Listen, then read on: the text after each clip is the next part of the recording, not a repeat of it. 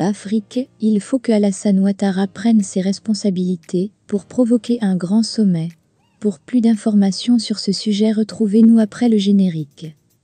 Mais avant de commencer, n'oubliez pas de vous abonner et d'activer la cloche de notification pour ne pas manquer nos prochaines vidéos. Bon visionnage.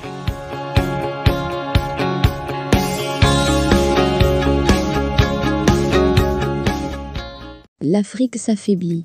L'Afrique ne se retrouve plus. L'Afrique doit briser ses chaînes à pied. L'Afrique doit s'assumer pour le bonheur de ses fils qui vont mourir dans les eaux de la Méditerranée.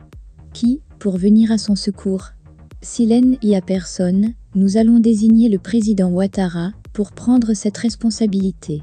Depuis l'éclatement de l'ancien monde, où le chef était l'Amérique, l'Afrique ne se retrouve plus. Les présidents africains ne se rencontrent plus dans des sommets pour prendre des décisions au nom de leur continent.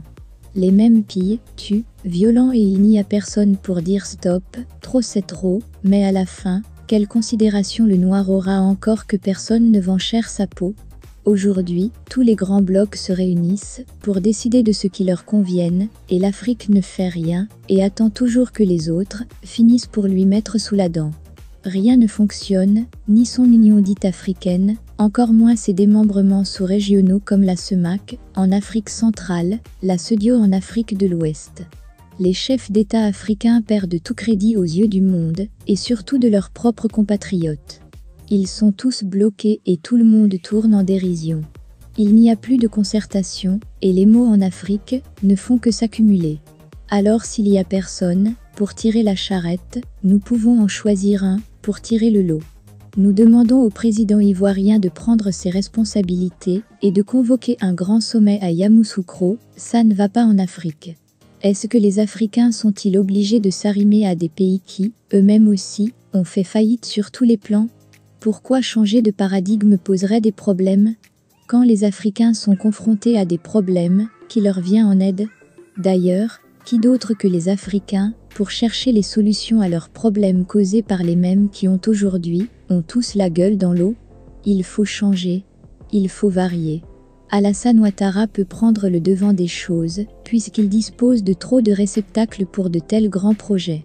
L'Afrique va mal, à commencer par les politiques internes, qui ne rassurent plus sa jeunesse, ses bras valides et ses cerveaux solides, et qui la fuient pour aller mourir dans les eaux, et qu'aucun président ne daigne provoquer un grand sommet pour qu'ensemble tous cherchent des solutions.